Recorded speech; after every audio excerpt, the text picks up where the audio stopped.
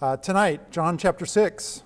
And as we've discussed before, earlier in our study of John, large portions of John are brand new. They're not included in the other gospel accounts, the synoptic gospels. In fact, I found two different numbers. One said that John was 90% new material, and one said it was 92% new material. And I don't know how they figured that out, but I think they're fairly close, so I'm going to just run with the 8% of stuff that he copied or doubled up on in his gospel, okay? So as we go through this chapter specifically, we have two events that are found in other gospels, so this is a rarity. And so we've got to be asking the question, why is it that John chose, out of all the stuff in all the other gospels, I mean, the transfiguration that he attended is not in his gospel, okay? So why is it that he chose these two events and chose to share them in the way that he shared them? That's what we're going to be looking at the beginning. It's the feeding of the 5,000 and the walking on the water event. So that's the real question. Why is it that these made it in? And as we begin with the feeding of the 5,000, it's found in all the other gospels. Okay, so this is a real rarity. And there are some small details that I think you probably picked out in your lesson in the beginning question of how does it differ from the other gospel accounts. And there's little details about maybe who was asking questions or who answered or how it was answered and in what order and all of that stuff that you may have noticed, some of those things. I'm not going to go into great detail in the feeding of the 5,000, but I'm going to talk thematically, okay? And there's two things that I noticed that I'm going to point out. The first is there's a mention at the very beginning that in verse 4, it was the Passover was near. Okay, so the Passover of the Jews was near. Passover is there's a grouping of feasts, 3 right in a row of festivals that the Jews celebrated. And the first fruits festival of the barley harvest is attached to this Passover time of year. So this is when barley is starting to come out of the ground. I mean, it's starting to come to fruition and being harvested. And I don't know if you noticed, but there was specific mention of what kinds of loaves these were. And what kind were they? Yeah, they were barley loaves. So that is consistent, right? And I thought, wow, that's pretty interesting. There's a theme in the feeding of the 5,000 that has to do with bread, and specifically barley bread, because it's an appropriate time of year for that. It couldn't have been wheat loaves, right? Because wheat's about a month or two later. Put down, it couldn't have been Wonder Bread either. It's my favorite around Thanksgiving time. I don't know if you heard that or not. So Jesus plays on this theme later in this same chapter, right? When he says, I am the bread of life. So it's the feeding of the 5,000 event that builds up or leads into this idea that he is this bread that comes down out of heaven. Jesus, just to remind you the story, he's eventually going to be broken on Sabbath or on the Passover, around Passover time, about the same time of year in a different year. He is the bread that will be broken. And I came to the conclusion that Jesus is our ultimate barley loaf. And then I started to wonder why we haven't seen churches with titles exploiting this title of Jesus, and I came up with a few. Can I share them with you? Barley Loaf Fellowship. I'd go there. I mean, you get a lot of visitors, right? And then they'd last about 1 week. Brethren of the Barley Loaf. Or down south, you could say Barley Loaf Boys, right? Yeah. Last, but certainly most significant, First Church of the Barley Loaf. Right? Yeah, of course. All right. So, okay, enough fun.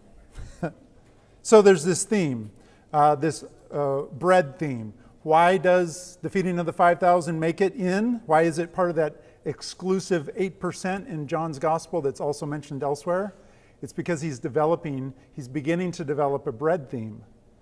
And the rest of this chapter more fully developed, so he uses it as a setup. Does that make sense? Okay. Then we go also down. The second thing I noticed out of there is that Jesus said in 6:10, have the people sit down, and then it says, now there was much grass in that place. And the word for sit down, there's a little one next to it in my version, says it's really recline. And I looked up and saw all the different things, and it's actually lay down to eat. And so what we have, and I mentioned this when we went through the book of John as well, because John has this account, or I'm sorry, Matthew, in our last study.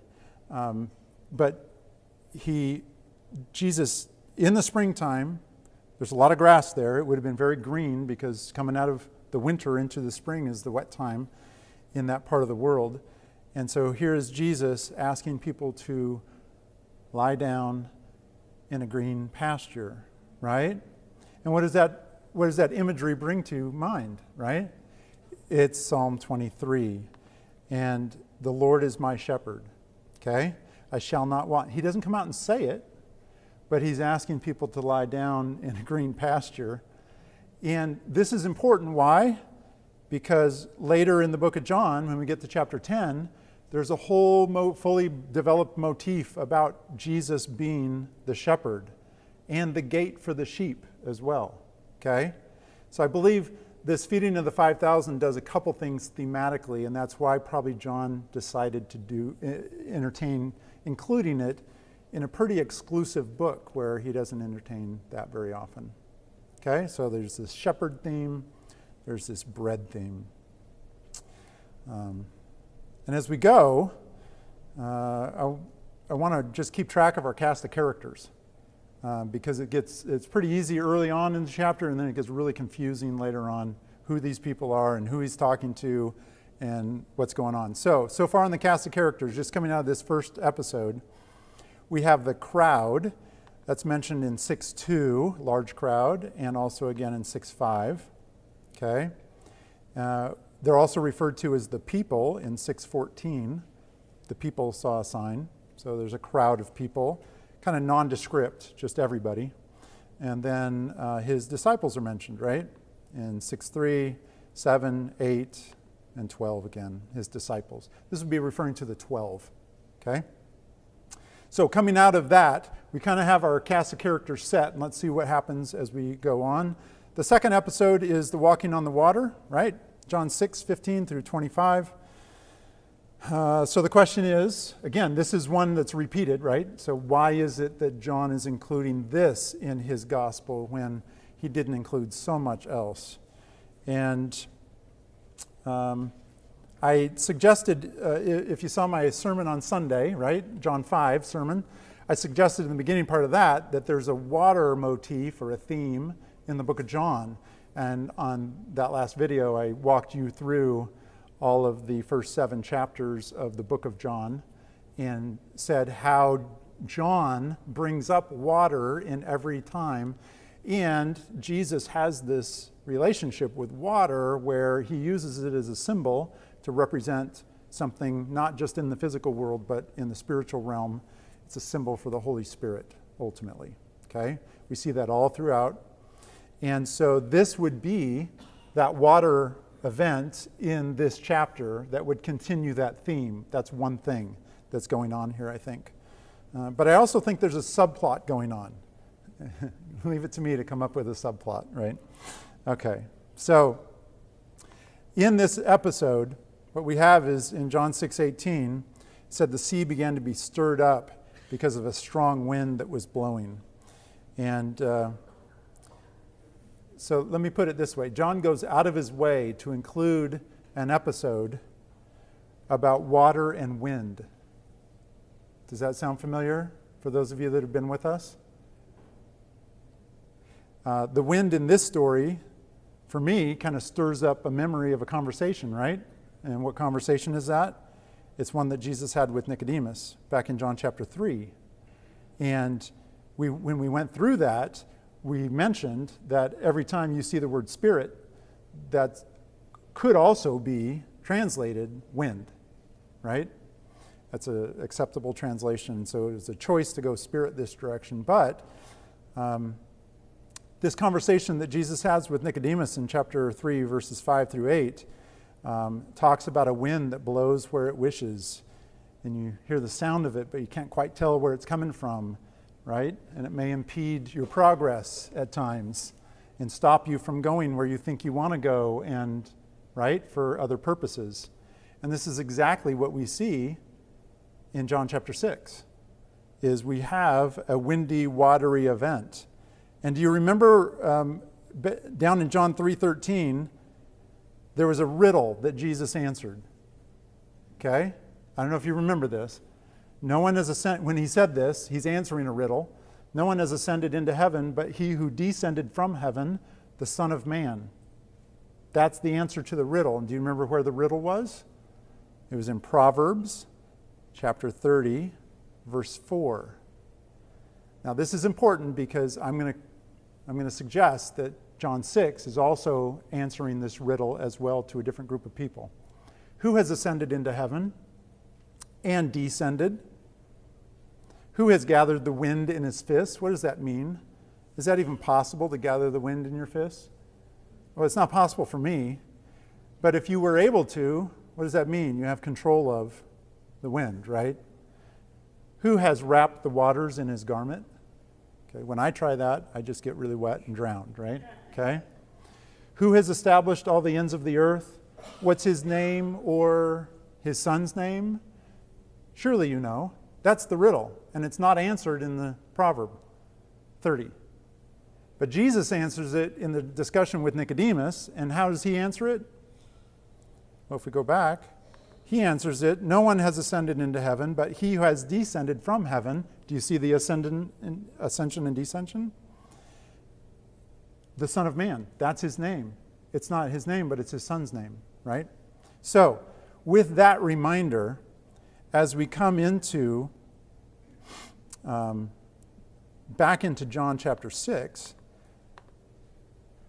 what I would suggest to you is, in the same way that Jesus, in a confusing conversation, answered the riddle out of Proverbs for Nicodemus in his nighttime discussion, in a similar way, Jesus is answering the same in this story, where he sends his disciples out into the water, and the wind kicks up, and they can hear where it's coming from, but they can't tell, and it's impeding that, right? It was conversation with Nicodemus, but it's real life. This is terribly memorable for the disciples. So coming out of this episode where Jesus ends up walking on the water, controlling, having all the waters in his garment, in other words, right? And calming the wind in his fist, his disciples are coming out of this story with no question in their head. Because what's the first thing they do when he gets in the boat in John's account? He skips Peter walking on the water. I don't know if you noticed that, right? He skips it. And he just records their response when he gets in the boat. And what is it? They bow down and worship. Because why? Because they know the answer to the riddle, right? Now, how do I know that this is a tie? Why you're out there thinking maybe he's just forcing that a little bit? Well, let's go down just a little farther into the text. We're going to jump down now to confirm this connection into verse 52. There's a conversation he has later, and we'll go into more detail about who he's talking to and everything in a bit. But in verse 62, it says, "What then?" And he's just been talking in previous conversation about, I am the bread from heaven. I've come down from heaven. That's a descending from heaven, right? He's been presenting that the whole time, and this is really hard to hear. And then he says to this one group, "What then if you see the Son of Man," same title, right? Who is it? What's his name or his son's name? The Son of Man ascending to where he was before. Do you see him answering the riddle here too?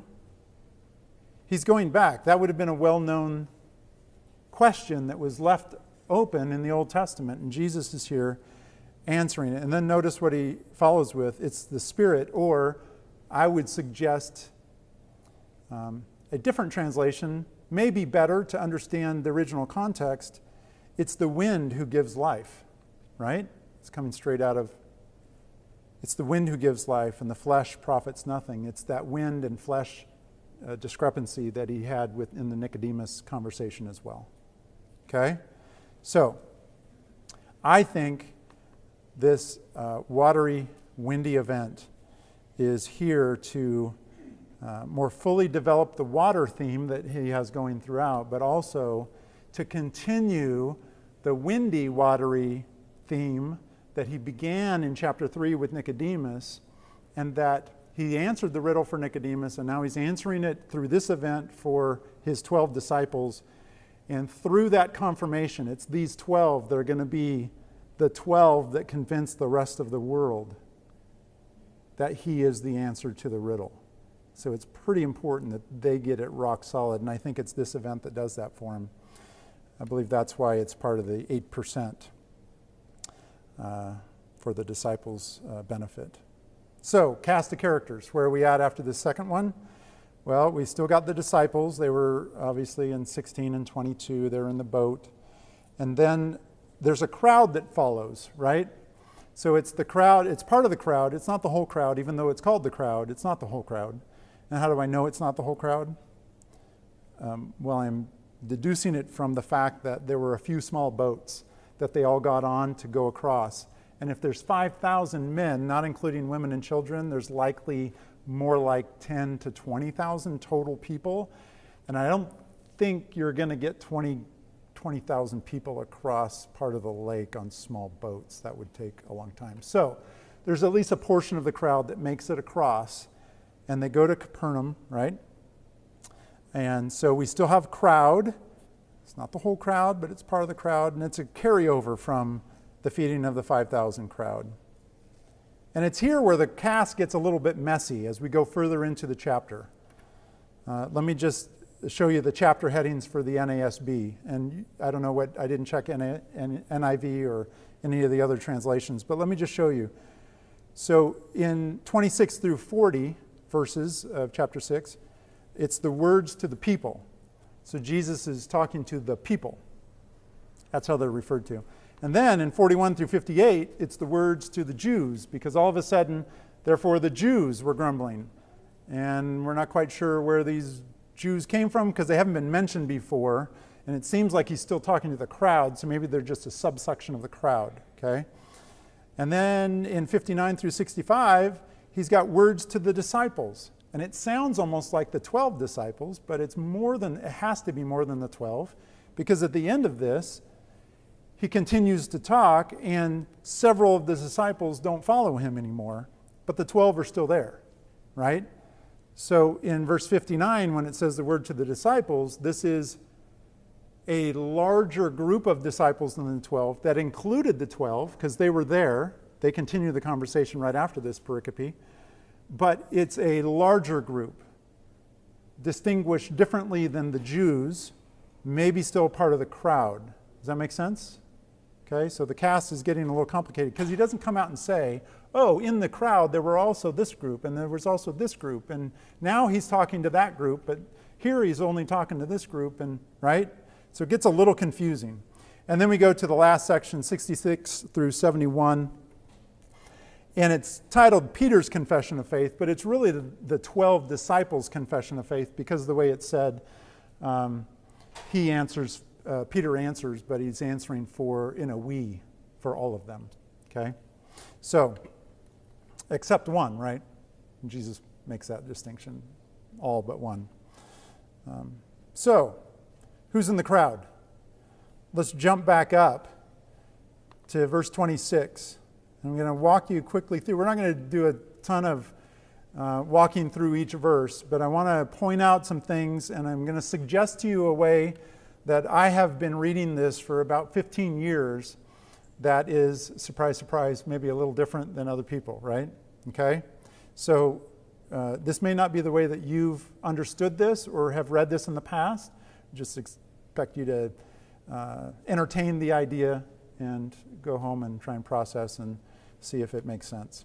So there was a large crowd, but we know that there are several different types of people in any crowd. Any crowd has several different types of people, right? Especially when it's an open air, people coming across from boats. We're in a new city now. We've got, Jesus has been there before. I mean, all kinds of people are flocking. So this crowd, it's really hard to say this is the feeding of the 5,000 crowd only. It's a portion of them, it's a portion of other people. Probably we find out later some of his disciples beyond the 12 that have been following him pretty regularly are in this crowd. I'm going to suggest to you that people fit into two categories in this crowd. Probably more than those if you figured out different categories, but theologically speaking, the people in the crowd by definition are either going to be part of the remnant, a group of believers, heard the Old Testament story of God and promises of God and came to a saving faith through that Old Testament story, the remnant that was existing all the way through from Adam and Eve all the way on, right? And then there would be, who's left? I'm going to call them the non-remnant. I don't know if that's a term, but I'm coining it right now, and so little r for registered, okay? So you have the remnant. Let me explain the remnant in a little more detail. These are people that had learned from God's Old Testament revelation. They had already entered into a faith relationship with God. These people, by definition, would need to transfer their faith then from God's promise in the Old Testament of a Messiah. They would need to transfer that to and come to Jesus in faith. But this faith is not a new faith. This is an old faith that's been transferred over, right? Does that make sense? It's a secure transaction, and it's between God the Father and his Son, the Messiah. And I think we read about it. I think Jesus talks about that transaction happening because some of those people are in this crowd. And then you have the non-remnant. Let's talk about the non-remnant, everybody that didn't come to faith in an Old Testament promise. In this crowd, these people might actually look like believers, a lot like believers. Think about the other parts of the Gospels where Jesus interacts with a lot of people that you would think are believers, but are not. In fact, they're not even close, right? So they look like believers on the outside. They might be saying the right things and doing the right things, going to the right places. They might even look a lot like remnant people. Hard to distinguish, but they have different motives for following Jesus. We see that in this passage, why they're following Jesus. They're not believers in God the Father, and in turn, they don't see Jesus for who he is, as fully connected to that God. So the remnant, again, are the people that the Father gives to Jesus. I think that terminology, Father gives the remnant to Jesus in a secure transaction, and they will come to him and transfer their faith to him. And then there's other people that aren't going to come to him that way, through that transaction, but they still have the option to come to believe in Jesus, to view him for who he is, and come to a brand new faith based on what they see or what they hear. And Jesus spends, I'm going to suggest, his public ministry identifying the true remnant everywhere he goes. And not only identifying the true remnant, but picking out the non-remnant people that are acting like remnant people. And he tears down their structure and he identifies them for who they are, so that, not to point it out in public and disgrace them. Why would he be doing this?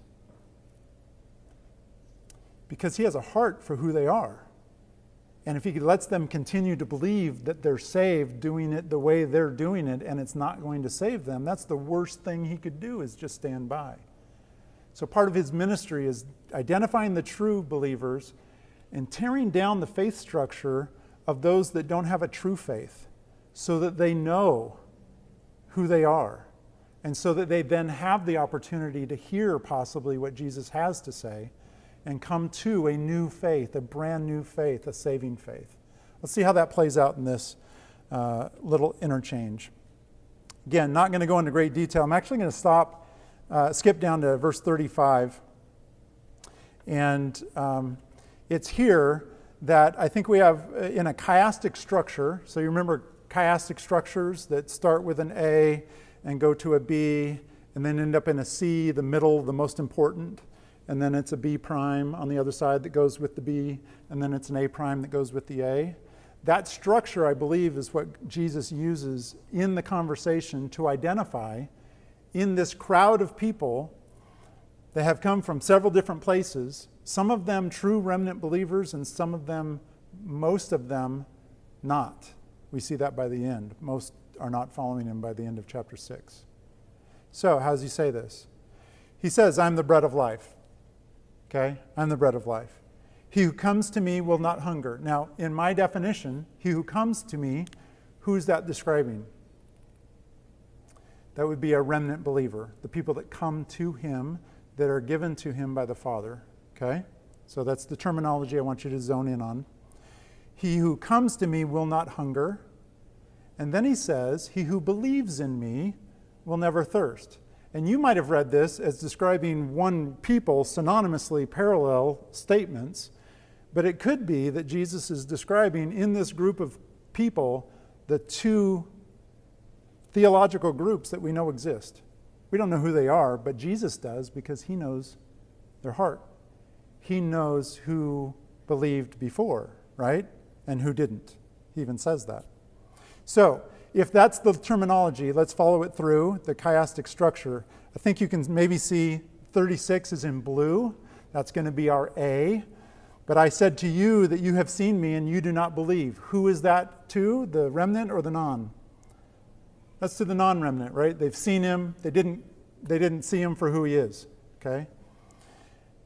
Then we go to green. This is the B. All that the Father gives me will come to me.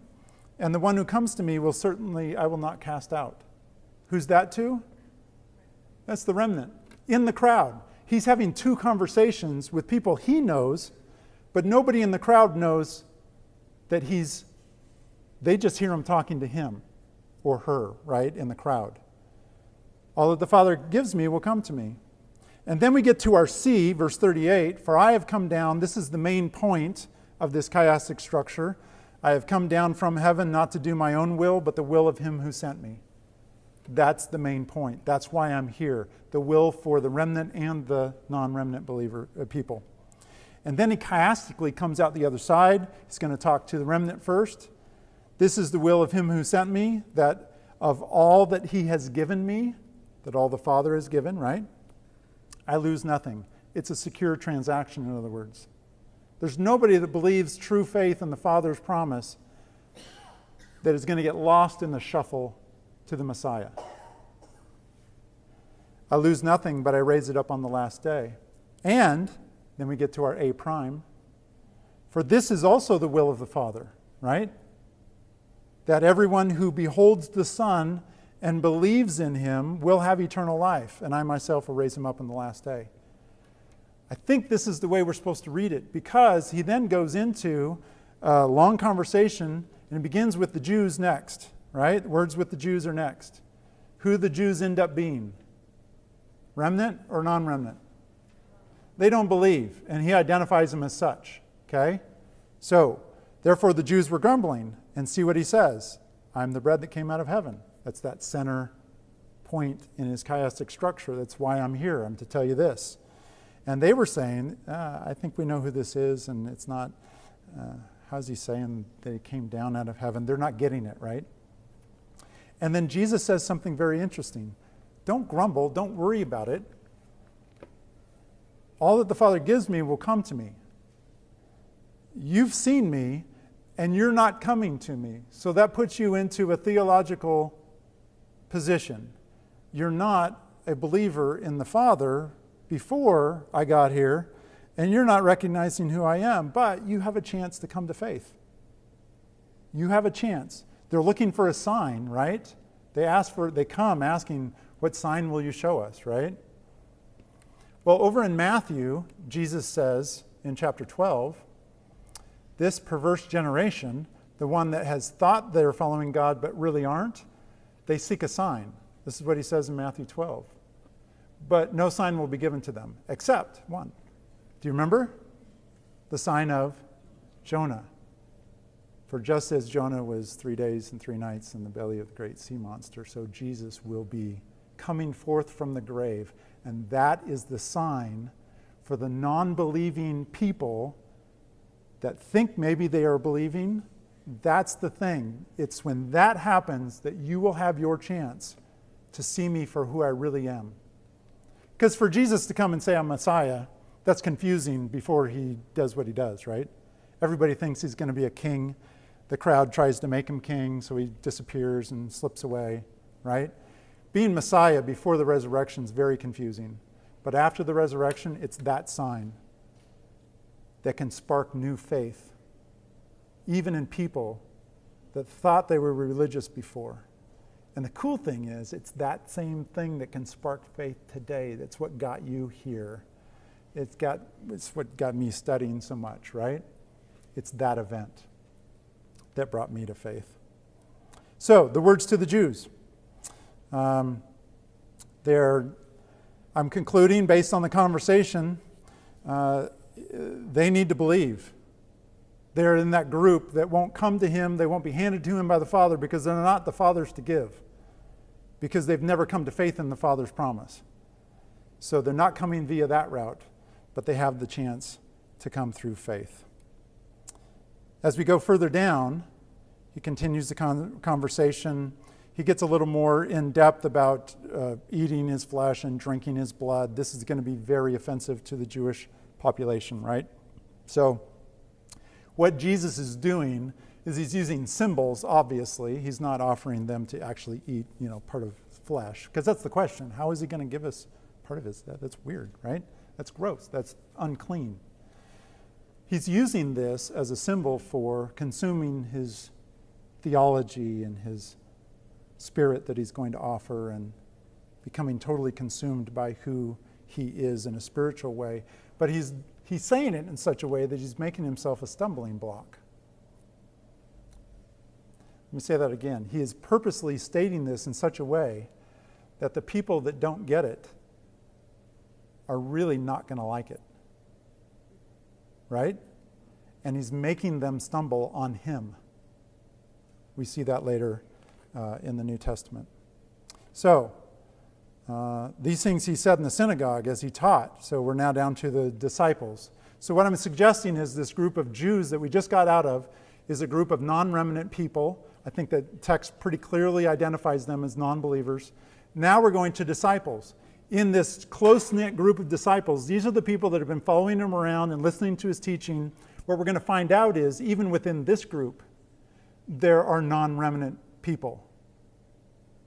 Because at the end of this conversation, many of them go away because what he is saying is too hard to listen to. It's a stumbling block for them.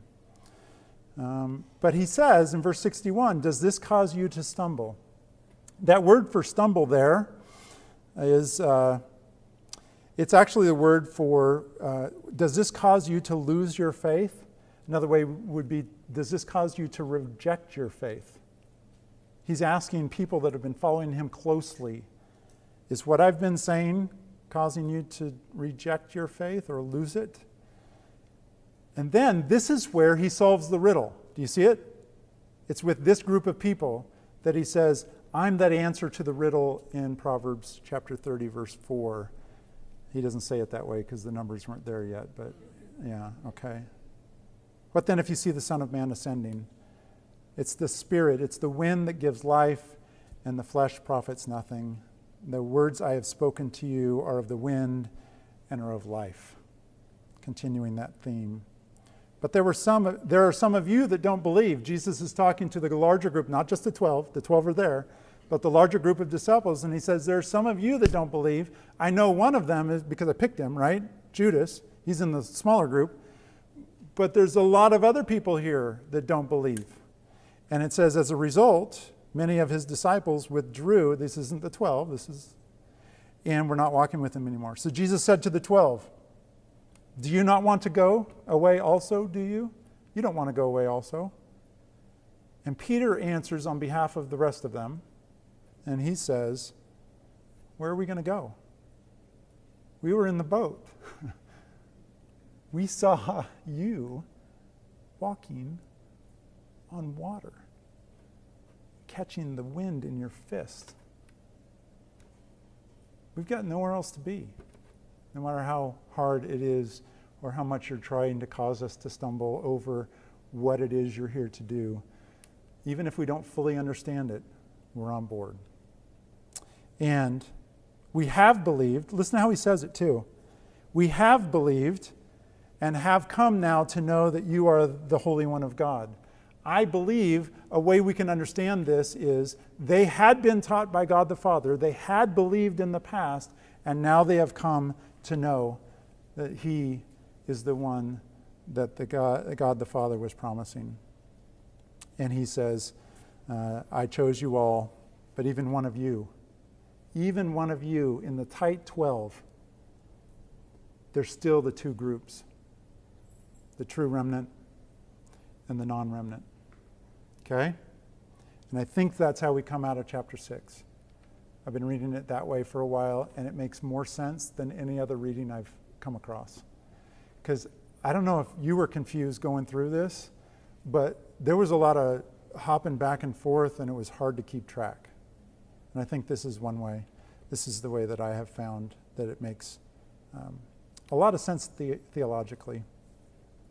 And the cool thing is that even this message that fits into that culture at that time fits directly into our culture because we have the same circumstance, even in our tight groups, right?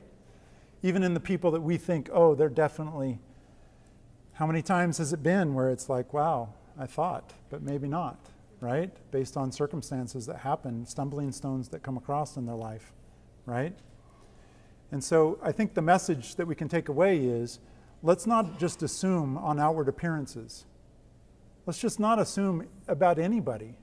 Whether we meet them in church, on a pew, they know all the words to the song, right? Let's not assume anything. And it's a good time to say, what have I put my faith in, right?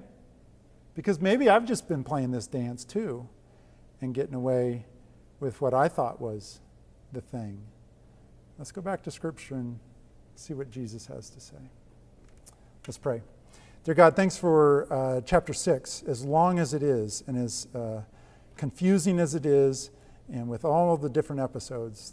Thanks for taking time to tie it all together, using your author, John, to more fully develop the themes that you brought out when you taught.